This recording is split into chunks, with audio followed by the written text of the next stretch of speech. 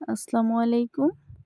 আজকে আপনাদেরকে শিখিয়ে দেব কিভাবে ফলস দিয়ে কামিজ কাটিং করতে হয় একেবারে সহজ নিয়মে। তো আমি কিন্তু পার্টগুলো আলাদা, আলাদা করে নিয়েছি। আমি কিন্তু কামিজটির লং নিব ৪৪ ইঞ্চি পরিমাণ সেলাই সহকারে। এবং স্ক্রিনে কিন্তু লেখা আছে আমি কত ইঞ্চি বডির জন্য তৈরি করতেছি। অবশ্যই একটু ভালোভাবে ভিডিওটি দেখবেন, তাহলে বুঝতে পারবেন টোটালে। তো দেখুন এখানে কিন্তু গলার কাজ দেওয়া নাই।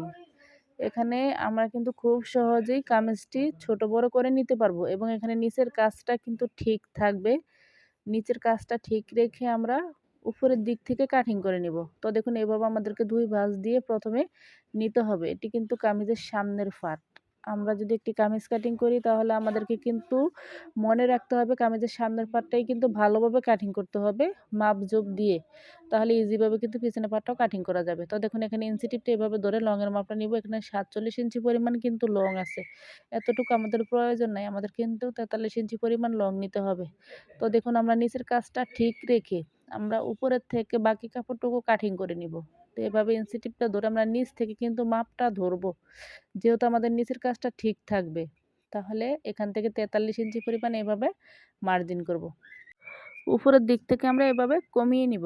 তো দেখুন এভাবে ৪৩ ইঞ্চিতে মার্জিন করার পরে আমাদেরকে পুটের মাপ নিতে হবে। আমি কিন্তু ৩৮ ইঞ্চি বডির জন্য এখানে কাটিং করব ভ্যান কলার দিয়ে। তাহলে আমরা এখানে ৬.৫ ইঞ্চি নিব পুট এবং আমরা বডি অনুযায়ী যতটুকু নেই তার থেকে কিন্তু ১/২ ইঞ্চি বাড়িয়ে নিতে হবে পুটের মাপ। তো দেখুন এখানে আমি ৬ ইঞ্চি ২ সুত পরিমাণ নিব আর মহলের মাপটা এইভাবে ইঞ্চি টিপটা ধরে। তো দেখুন আমরা এখানে কতটুকু নিয়েছি ৬.৫ ইঞ্চি নিচে ফুট এবং আরমহল নিয়েছি আমি ৬ ইঞ্চি ২ সুত পরিমাণ। যেহেতু আমি এটা ভ্যান কলা দিয়ে তৈরি করব। তো দেখুন এখান থেকে আমরা সাইড ফাড়ার কতটুকু রাখবো, এখান থেকে ১৩ ইঞ্চি রাখবো আমরা সাইড ফাড়ার। তারপরে এইভাবে আমাদেরকে ফেটের মাপটা বের করতে হবে সমান মাঝখানে মার্জিন দিয়ে। এই ৩টা মার্জিন অবশ্যই দিতে হবে বডির, ফ্যাটের এবং হিপের। তো দেখুন আমরা ৩৮ কে ৪ ভাগ করব, ৯.৫ ইঞ্চি পরিমাণ আসে এবং আরও ১.৫ ইঞ্চি এক্সট্রা নিতে হবে সেলাইয়ের জন্য। অবশ্যই বাড়তি কাপড় নিতে হবে। পরবর্তীতে লুজ করার প্রয়োজন হলে কিন্তু খুব সহজে আমরা লুজ করতে পারবো। তো এখানে ৩২ ইঞ্চি হলো পেট, আর ৩২ কে ৪ ভাগ করলে ৮ ইঞ্চি পরিমাণ এবং আরও ১.৫ থেকে ২ ইঞ্চি আমাদেরকে এক্সট্রা নিয়ে কাটিং করতে হবে। তো দেখুন এখানে কিন্তু আমি বডি অনুযায়ী এভাবে আমরা হিপের মাপটাও নিয়ে নিব। আপনারা অবশ্যই পুরনো কামিজ থেকে কিন্তু বডির, পেটের এবং হিপের মাপটা দিয়ে নিবেন বা লিখে নিবেন, তাহলে আপনাদের জন্য কিন্তু খুব সহজ হবে যারা কাটিং এবং সেলাই শিখতে চায় বা শিখতেছেন। তো দেখুন এভাবে আমাদেরকে মার্জিন করতে হবে এবং হিপের এখানে কিন্তু ১.৫ ইঞ্চি পরিমাণ কাপড়ের উপর আর বেশি কাপড় রাখা যাবে না। তা না হলে কিন্তু সাইড পাড়ার সেলাইগুলো ভালো হবে না। সাইড পাড়া সেলাই কীভাবে সোজা করতে হয় বা সুন্দর করতে হয় আমার পেজে কিন্তু ভিডিও দেওয়া আছে, আপনারা চাইলে কিন্তু দেখে শিখতে পারেন। তো দেখুন এভাবে আমাদেরকে কিন্তু মার্জিন অনুযায়ী কাটিং করে নিতে হবে। শুধু কামিজের সামনের পার্টটাই কিন্তু আমাদেরকে ভালোভাবে কাটিং করতে হবে, তারপরে আর কোনো মাপ দেওয়ার প্রয়োজন হবে না। পিছনের পার্ট বা আস্তরের কাপড় খুব সহজেই কিন্তু আমরা কাটিং করে নিতে পারবো। তো দেখুন অবশ্যই আপনারা চিহ্ন দিয়ে নেবেন। বডির, পেটের, হিপের এখানে কিন্তু চিহ্ন দিয়ে নেবেন। তা না হলে কিন্তু পার্টগুলো ছোট বড় হয়ে যাবে যদি চিহ্ন না দিয়ে সেলাই করেন। তো দেখুন আমার কিন্তু কামিজের সামনের পার্টটা অলরেডি কাটিং করা হয়ে গেছে। এভাবে কিন্তু আমাদেরকে কাটিং করে নিতে হবে কামিজের সামনের পার্ট।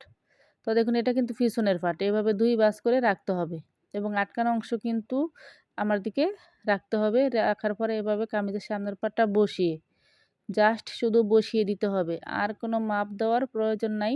এভাবে বসিয়ে আমাদেরকে কাটিং করে নিতে হবে পিছনের পার্ট। যদি আপনারা বুঝেন তাহলে কিন্তু খুবই সহজ এবং ভিডিও দেখলে মনোযোগ সহকারে দেখবেন। তাহলে কিন্তু খুব ইজিভাবে শিখতে পারবেন। তো দেখুন এখন আমরা আস্তরটা কিভাবে কাটিং করব। আস্তরটা কিন্তু খুবই সহজ। এভাবে আমাদেরকে ৪ ভাঁজ করে নিতে হবে আস্তরের কাপড়টুকু। সেম যেভাবে আমরা কামিজ কাটিং করি ওইভাবেই কিন্তু আমাদেরকে ভাঁজ দিয়ে রাখতে হবে। ওইভাবেই কিন্তু কাটিংটা হবে। তো দেখুন এভাবে আমরা ৪ ভাঁজ করে রাখছি, কারণ একসাথে কামিজের সামনের এবং পিছনের আস্তর আমরা একসাথে কাটিং করব। তারপরে এভাবে শুধু আমরা মার্জিন করে নিব। এবং আস্তর কিভাবে সেট করে? আস্তর কিন্তু সেট করা খুবই সহজ। তো দেখুন এভাবে যতটুকু আমরা লং নেওয়ার প্রয়োজন ঠিক ততটুকু লং নিয়ে আমরা এভাবে কাটিং করে নিব। খুবই সহজ আস্তরটা কাটিং করা এবং সেট করা কিন্তু একেবারেই সহজ। সেই বিষয়ে কিন্তু আমার চ্যানেলে ভিডিও দেওয়া আছে বা আমার পেজেও কিন্তু ভিডিও দেওয়া আছে। আপনারা চাইলে কিন্তু দেখে শিখতে পারেন। তো দেখুন এভাবে কিন্তু আমাদেরকে আস্তটাও কাটিং করে নিতে হবে। তারপরে দেখুন এভাবে আমাদেরকে হাতা কাটিং এর জন্য মাপ দিতে হবে। এখানে কিন্তু ৮ ইঞ্চি পরিমাণ আসছে হাতার জন্য। তো দেখুন এখানে কিন্তু ২ ভাঁজ আছে হাতার কাপড়টা, এভাবে আমাদেরকে ৪ ভাঁজ করে নিতে হবে। কারণ একসাথে আমরা ২ টি হাতা কাটিং করব। তো দেখুন হাতাটা কিভাবে কাটিং করি। এখানে হাতার মুখ নিব আমরা ৫.৫ ইঞ্চি এবং আরও ১ ইঞ্চি এক্সট্রা নিব সেলাইয়ের জন্য। এখানে কিন্তু দেখুন ৮ ইঞ্চি পরিমাণ আসে। তো আমরা এভাবে লংয়ের মাপটা নিব। যতটুকু লং নিই। এখানে আমি ১৮ ইঞ্চি লং নিছি। তারপরে দেখুন এখান থেকে আমরা রাউন্ড শেপ করব ২.৫ ইঞ্চিতে। যেহেতু বডিটা এখানে কম, তার জন্য রাউন্ড শেপটা কম হবে। যদি বডিটা বেশি হয় তাহলে রাউন্ড শেপটা আপনারা ৩ ইঞ্চিতে দিবেন। তো দেখুন এভাবে আমরা হাতাটা কাটিং করে নিব। দেখুন আমার হাতাটা কাটিং করা হয়ে গেছে এবং সূত্র অনুযায়ী কীভাবে হাতা কাটিং করে সে বিষয়ে কিন্তু ভিডিও আছে, আপনারা চাইলে দেখে